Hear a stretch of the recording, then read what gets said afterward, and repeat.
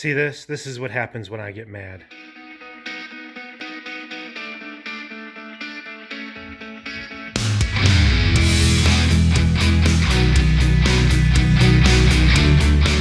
So what I have here is a 5 horsepower Tecumseh engine on a Craftsman snowblower, and we're having a little bit of issues. Believe it or not, this thing starts and it runs, but I'm having some problems. Well, here, I'll show you.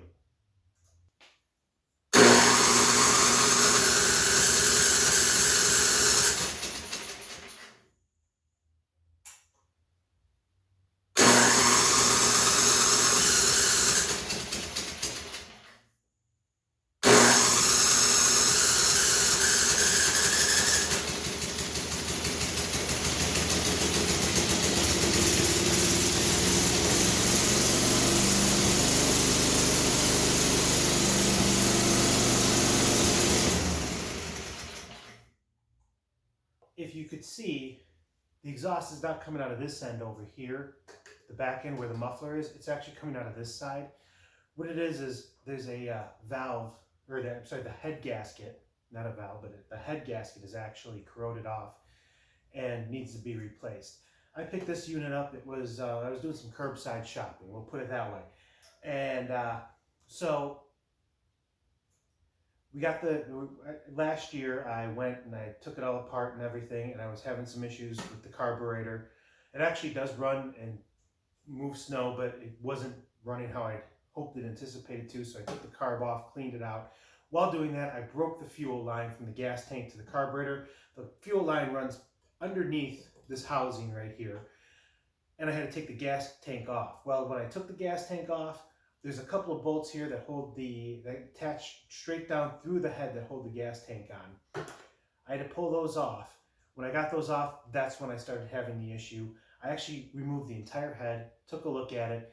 There's corrosion in between the head gasket, and the engine block. So we got to get all that corrosion cleaned up. We're going to put in a new head gasket. Hopefully we'll be able to put everything back the way it was, and it'll run like a champ.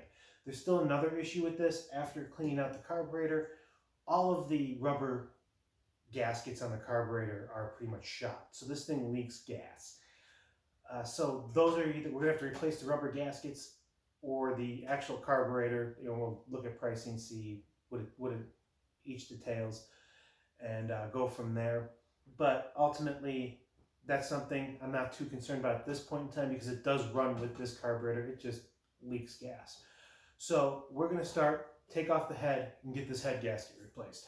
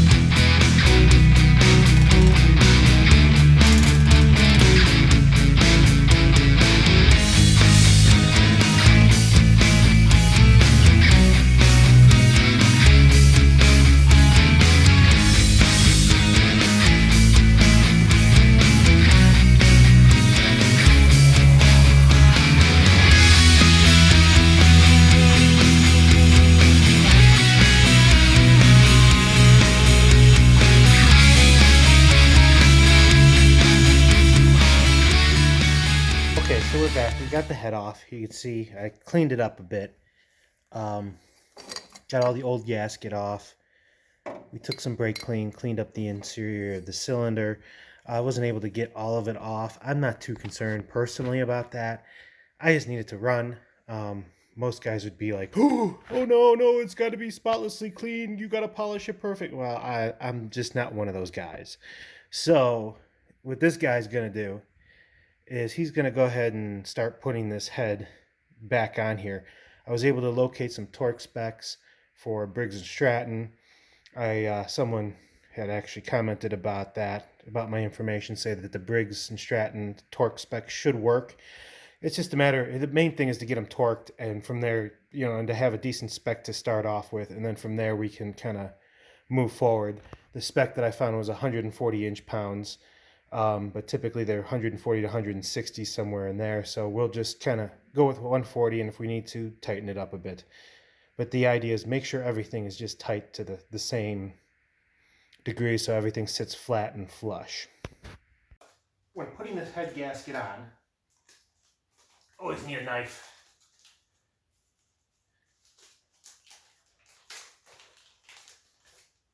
You're not supposed to use any kind of solvents or anything like that. I don't know which direction is what. What's the head side? What's the block side? We're going to go with that. I believe that they are only one way.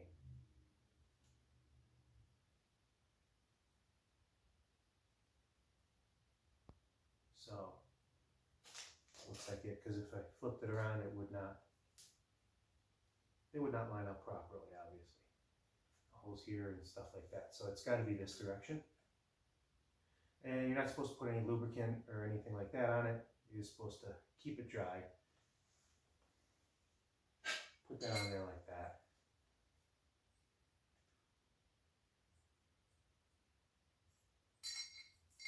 Go ahead and line everything up.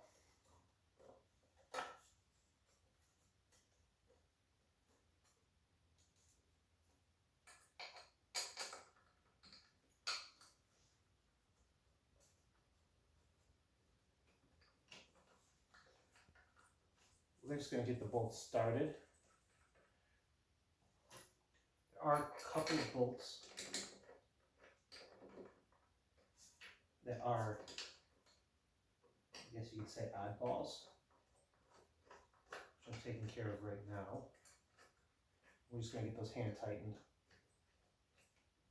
in there, and then the rest of these are pretty much exactly all identical bolts.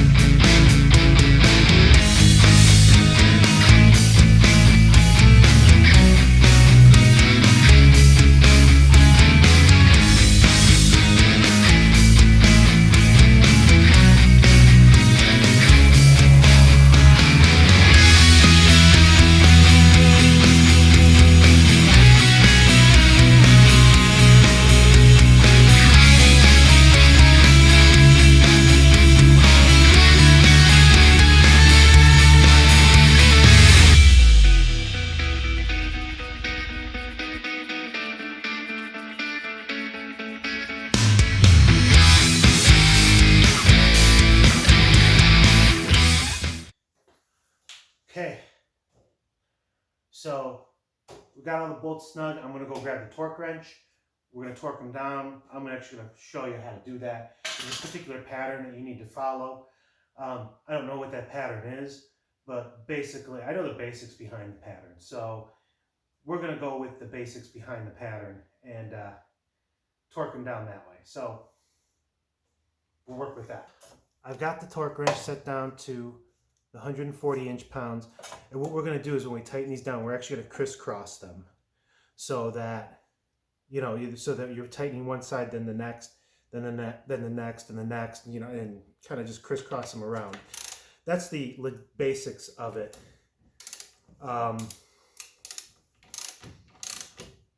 to actually torque anything down. So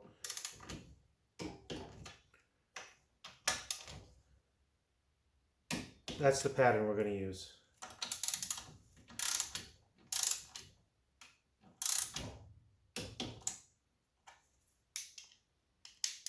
Gotta love these Pittsburgh tools.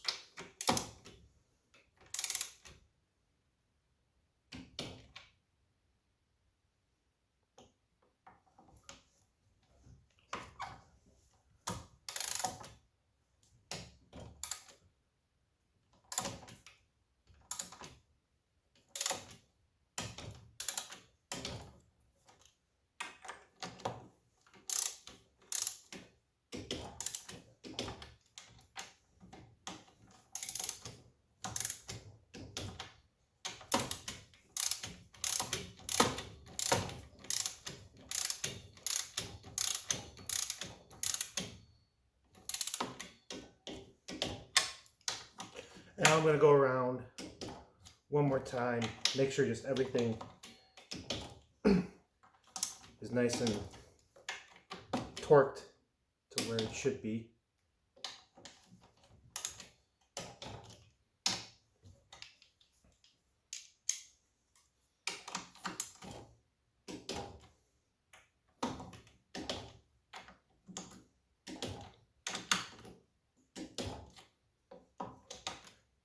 And just check one more time. I don't know if you can tell this, but there's actually a little click in a torque wrench that allows you to make sure that it's set to the right torque specs. And that's the logistics of our head gasket. So I'm just going to put the muffler back on, put the spark plug back in, and then we'll be able to, and then put the cover back on for the carburetor. Then we should be able to test it. Like I said, the carburetor on here works. It leaks gas, but it works. So we'll be able to use that. Overall, so we'll be able to find out exactly what's going on. See if the head gasket, if we get exhaust to this from the side, or if it exhausts through the muffler like it's supposed to. So I guess wish me luck. So we're setting up for the moment of truth. Will it run?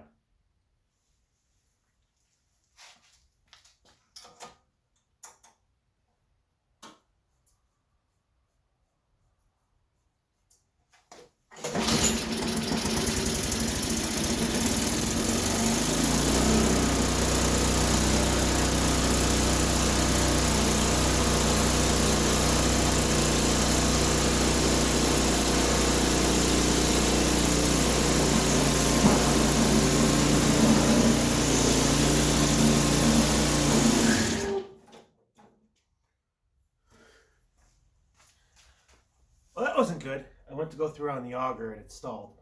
So I'm guessing probably what my issue is I haven't used this thing since putting the rubber paddles on it. I probably have to trim those down a little bit, and then hopefully that'll fix the issue. But we'll find out, I guess. Well, I'm back and defeated. So the engine runs great. Got a fantastic engine on this snowblower. However, the auger gears, which are these gears right here in the middle, those are jammed. Nothing's moving on them. So basically the cost of those gears and to fix them and to replace them isn't worth the price of the snowblower. So I got a really great engine, I just don't have a good snowblower. So in the long run, you just got to know when to say when, I guess.